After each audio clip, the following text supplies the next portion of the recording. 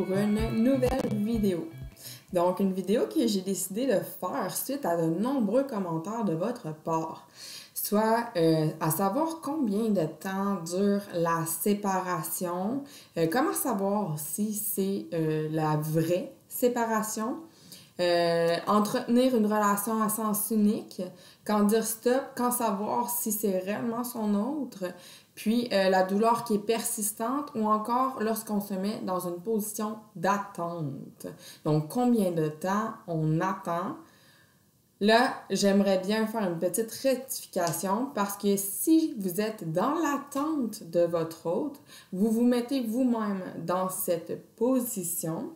Et donc, si vous êtes en mode attente, c'est qu'à ce moment-là, vous n'êtes pas complet. Je vais revenir là-dessus, gardez ça un peu à l'esprit pour le moment. Donc, vous avez bien vu le titre de la vidéo, donc continuez ou arrêtez. Vous savez très bien que la relation de flamme jumelle, vous ne pouvez pas couper du tout au tout avec votre flamme jumelle puisque vous gardez un lien dans la 5D. Cependant, il est possible d'avancer dans votre chemin de vie sans votre FJ. Et petit rappel également, ce n'est pas parce que vous êtes dans une relation de flamme jumelle qu'inévitablement vous allez vous réunir en cette vie-ci avec votre autre. Il se peut qu'avant que vous soyez incarné sur Terre, vous êtes fait le choix de ne pas vous réunir en cette vie-ci pour vivre autre chose. Donc, très important, puisque la réunion n'est pas un absolu en chacune des vies et donc en cette vie-ci. Et il y a également beaucoup de fausses FJ. Donc, on va essayer de démêler tout ça et de trouver une réponse à savoir s'il faut continuer ou arrêter. Donc, si vous n'avez pas déjà visionné d'autres vidéos auparavant, à savoir si vous êtes bien dans une relation de flamme jumelle, je vous invite à aller voir la vidéo sur les signes, la différence entre les polarités, etc. afin de savoir, premièrement, si vous êtes bien dans une relation FJ. Et donc, si vous doutez encore que vous êtes dans une relation FJ ou non, peut-être qu'avec cette vidéo-ci, tout va devenir plus clair et plus limpide. Donc, on commence. Le temps de séparation. Donc, entre le temps de séparation, les retrouvailles et la réunion, il y a nécessairement un certain délai de temps qui se passe. Donc, c'est là où est-ce que, justement, on peut se poser plusieurs questions, puisque par après, lorsque la séparation a lieu, c'est à ce moment-là que le travail commence pour chacune des flammes jumelles de leur côté. Donc, ils se sont renvoyés leurs blessures en miroir, etc. La séparation a été actée dans la matière. C'est à ce stade que l'on prend le chemin vers soi, du retour à soi pour l'amour inconditionnel, d'abord envers soi et donc vers sa propre complétude. Suivant la séparation, parfois il peut y avoir des in and out, donc des allées et venues de votre autre ou de vous vers votre autre ou les deux, à savoir si l'autre a suffisamment travaillé ses blessures. C'est là où est-ce qu'on pourrait entamer une certaine retrouvaille. Donc les retrouvailles, c'est une sorte de mise au point, à savoir si chacune des polarités a suffisamment travaillé. Puis suite aux retrouvailles, il y a souvent un temps, on va dire un autre type de séparation. Donc, ça va être plus un temps où est-ce que chacune des flammes vont retourner dans leur propre vie. Puis, il peut y avoir plusieurs retrouvailles comme ça avant d'amorcer la réunion. Réunion, là où est-ce que les flammes jumelles sont réunies ensemble et forment, on va dire, un couple. Donc, voilà. Mais cette séparation-là, les retrouvailles et la réunion. Des séparations à la réunion, le temps peut être très lent comme il peut être très rapide. Cela dépend vraiment de l'avancée de chacune des flammes. Et si une des flammes est complète et que l'autre ne l'est pas, eh bien, inévitablement, cela va prendre un peu plus de temps. Donc, pour répondre justement à ce commentaire, à savoir combien de temps dure la séparation, eh bien, c'est relatif à chacune des flammes. On sait aujourd'hui qu'il y a beaucoup plus de parcours en mode, on dit, accéléré. Cependant, il y a toujours des parcours lents et rappelons-le, ce ne sont pas toutes les flammes qui vont se réunir en cette vie-ci. Gardez cela bien à l'esprit. Donc, s'il y a toujours de la douleur, de la souffrance, qu'on ressent encore le manque de notre autre et qu'on va même dire qu'il y a du désespoir, une certaine forme de désespoir, clairement, vous n'êtes pas en complétude. Donc, à ce moment-là, c'est qu'il y a encore à travailler sur vos blessures, encore à travailler vers l'avancement dans votre propre chemin de complétude. Et donc, pour pouvoir avancer sur votre parcours de retour à soi, oui, mais votre parcours FJ. Donc, il peut y avoir des retrouvailles au moment où est-ce que vous n'êtes pas complet. Cependant, la réunion ne peut pas avoir lieu si vous n'êtes pas toutes les deux complets ou alors qu'une bonne partie du travail a été fait.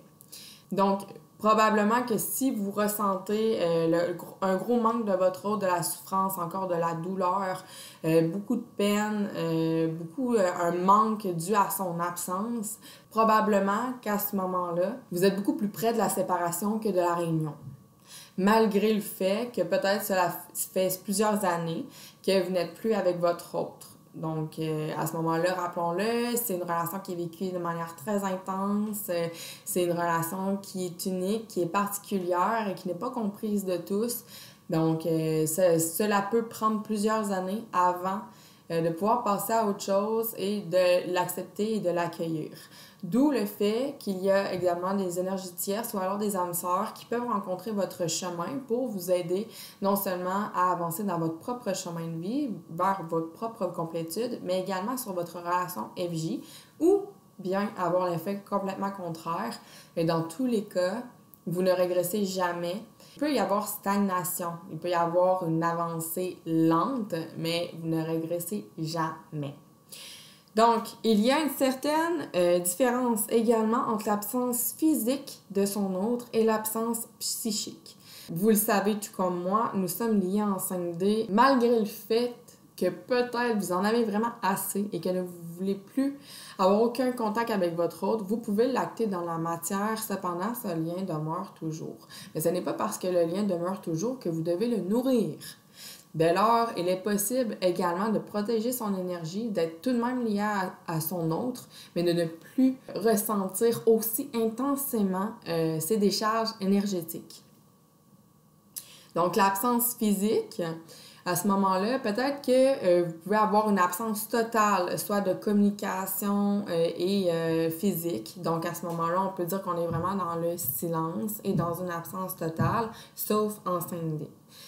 Donc, c'est souvent dans ces moments-là où est-ce que vous venez chercher des réponses, soit sur ma chaîne ou sur d'autres chaînes, à savoir peut-être les guidances ou les tirages de cartes, à savoir votre autre en est rendu où. Et donc, vous en êtes rendu où par rapport à vous-même et par rapport à votre autre. Plusieurs d'entre vous m'ont dit qu'il y avait eu une absence continue de tout contact avec votre autre depuis des mois, voire même des années. Et malgré ce fait, vous avez toujours foi en votre lien. Et il y a également une autre partie où est-ce qu'ils vivent exactement la même chose, qui sont relativement curieux, à savoir votre autre est rendu où, mais qui ont perdu, entre guillemets, un peu la foi envers le lien. Dès lors, si vous avez des conversations avec votre autre, soit par message, soit par appel, sans nécessairement le voir ou quoi que ce soit, à ce moment-là, il y a toujours un lien qui est maintenu dans la 3D. Et si ce lien est maintenu dans la 3D, il y a une certaine forme d'espoir et de foi envers les retrouvailles et ou la réunion. À ce moment-là, vous avez probablement l'heure juste avec votre autre du fait que vous entretenez encore cette relation dans la 3D. Donc, ceux qui entretiennent ce type de relation en 3D ont beaucoup moins de questionnements par rapport à leur autre versus ceux qui n'ont pas de réponse de leur autre ou qui ont très peu de réponses de leur autre. Et donc, voilà tout le but de cette vidéo, à savoir quand on continue et quand on arrête, quand on dit stop à notre autre, qu'on n'en peut plus et qu'on se choisit. J'ai envie de vous dire de vous faire confiance, d'être à l'écoute de vos ressentis, puisque vos ressentis, c'est la voix de l'âme et donc c'est elle qui a tous les éléments de réponse. Donc, quand dire stop? Lorsque vous êtes complet seul, à quel moment êtes-vous complet seul? Vous êtes complet seul lorsque vous n'êtes pas dans une position d'attente, premièrement. Si vous êtes en attente du retour de votre autre, à ce moment-là, vous n'êtes pas complet seul. Lorsque vous êtes en demande lorsque vous écrivez à votre autre, que vous attendez des réponses, que vous attendez qu'il prenne une décision, qu'il se bouge, etc., vous êtes dans une position de demande et donc de manque. Lorsque votre autre vous manque et vous manque à un tel point que cela vous fait mal, c'est qu'il y a encore beaucoup de souffrance et beaucoup de blessures à épurer, à guérir. Dès lors, si vous êtes en manque de votre autre dans votre vie pour être complet, c'est qu'il n'y a pas eu une assez grande avancée vers votre complétude. Donc, si vous n'êtes pas en position d'attente, que vous n'êtes pas dans la demande et que vous n'êtes pas dans le manque, à ce moment-là, votre autre serait tout simplement un plus à votre bonheur déjà présent. C'est ce que l'on nomme la complétude. Donc, lorsque vous êtes complet, vous vous concentrez sur toutes vos sphères de vie. Puis, vous êtes complet déjà seul, donc heureux dans votre vie. Vous dirigez cet amour inconditionnel envers vous-même, ce qui n'empêche pas le fait de le diriger également envers votre autre. Mais ce n'est pas un manque, ce n'est pas un trou que l'on tente de combler, mais plutôt une valeur ajoutée à sa propre vie. C'est là où est-ce que vous êtes complet et que votre autre va être un plus à votre vie. Dès lors, si votre autre vous rejoint et donc vous amorcez soit des retrouvailles ou une réunion, à ce moment-là, ce sera que bonifié. Mais si vous êtes complet et que votre autre n'est pas au rendez-vous lors de la réunion, à ce moment-là, vous ne serez ni dans une forme d'attente, ni dans une forme de manque, et encore moins dans une forme de douleur. Vous pouvez être déçu, évidemment, puisque c'est votre autre. Mais cela ne vous affectera pas ou beaucoup moins qu'auparavant. Dès lors, vous pouvez envisager un avenir sans votre autre dans la bienveillance envers vous et envers votre autre. La plupart du temps, ceux qui regardent ces vidéos, c'est la polarité dite éveillée. Je n'adhère pas nécessairement à la polarité éveillée, mais je vais parler en termes de conscience ou plutôt du fait d'avoir l'esprit éclairé. Je préfère beaucoup dire d'avoir une part de lucidité ou l'esprit clair sur chacune des choses, soit sur l'amour inconditionnel, sur le parcours de flamme jumelle, où est-ce que vous en êtes dans votre propre vie, avec vos propres blessures, votre propre avancée et votre autre. Vous savez tout comme moi qu'il y a de l'ego. Il y a de l'ego beaucoup au début de la relation FJ. Et donc, avec tout ce travail qui est fait sur soi et sur le parcours FJ, à ce moment-là, l'ego se retire d'une certaine façon pour laisser son soi véritable transparaître davantage et prendre le dessus. L'ego ne disparaîtra jamais, il va toujours être là. Seulement, il va être beaucoup moins fort qu'au début. Donc, il va avoir beaucoup moins d'impact et il va prendre beaucoup moins de place qu'au début du parcours. Lorsque vous avez suffisamment travaillé sur vous et que vous êtes complet, il est possible également de voir chez votre autre si son ego est beaucoup encore présent ou non.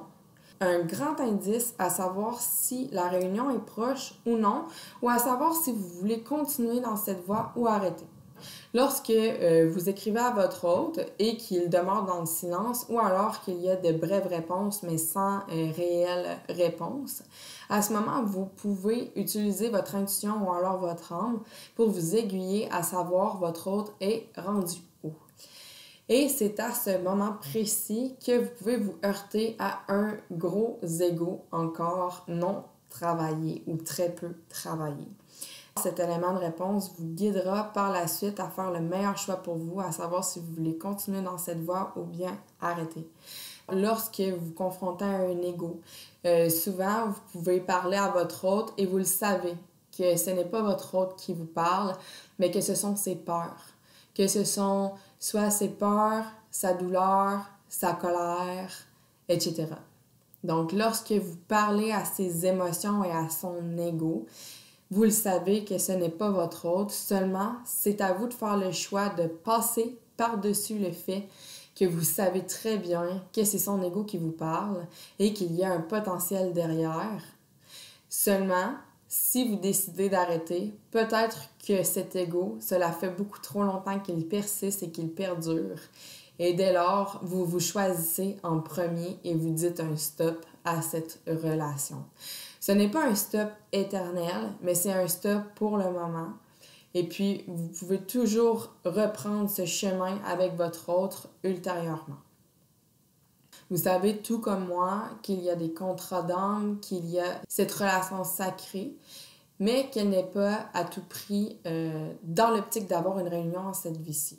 Si vous êtes destiné à vous réunir en cette vie-ci, cette réunion aura lieu à moins d'avoir eu recours au libre arbitre et donc de décider de ne pas se réunir en cette vie. Que ce soit un ou que ce soit l'autre, il n'y a ni un ni l'autre qui est mieux l'un que l'autre. Seulement, si vous avez foi en cette relation et que vous savez que vous êtes destiné à être réunis en cette vie, vous avez également le droit de dire stop. Stop, en ce moment, je me choisis, je ne parle qu'à ton ego. Et lorsque tu seras prêt à entendre ma voix réelle et que tu seras réceptif à celle-ci, que je pourrai réellement parler à mon autre avec le cœur, à ce moment, nous reprendrons le chemin vers notre réunion. Et j'aime bien aussi rappeler que le silence de l'autre est également une réponse. Donc, il y a plusieurs réponses à un silence, mais lorsque vous vous heurtez constamment à des silences, eh bien, il y a un message derrière ce silence. Se respecter et se choisir, se faire passer en premier. Vous le savez lorsque c'est le temps de continuer et vous savez également lorsque c'est le temps de dire stop, de se choisir et de se faire passer en premier. Être à l'écoute de ses ressentis et de son âme, c'est la meilleure des clés. Tout est parfait et si la réunion est destinée, elle aura lieu.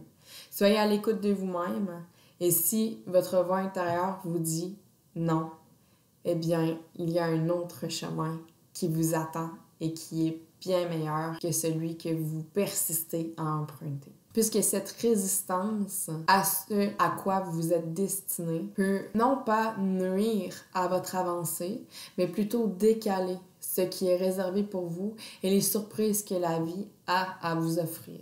Alors pourquoi continuer d'être dans une douleur, dans une souffrance, dans un manque, alors que vous pouvez être complet seul, être très bien seul et aussi, si votre autre n'est pas au rendez-vous ou n'est pas prêt, eh bien, peut-être que vous avez autre chose à faire en attendant. Ou alors, peut-être même que c'est ce chemin de vie vers lequel vous êtes destiné en cette vie-ci. En espérant avoir pu répondre à quelques-unes de vos interrogations, à vos commentaires, comme toujours, n'hésitez pas à vous abonner, à mettre un pouce sur la vidéo si vous avez aimé et à écrire vos beaux et nombreux commentaires. Merci à vous, au plaisir de vous retrouver dans d'autres vidéos. Donc, c'est reparti. Merci, portez-vous bien.